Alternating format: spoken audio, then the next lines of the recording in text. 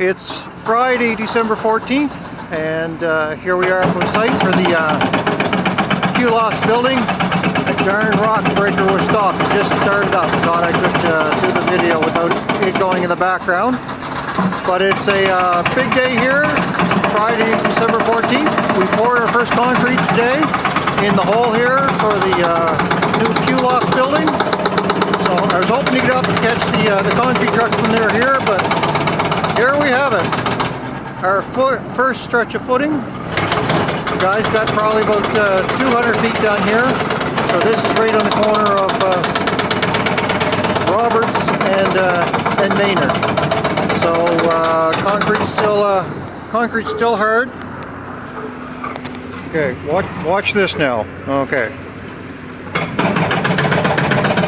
Letter Q in the footings. The guys will be cursing first thing Monday morning, wondering who did that.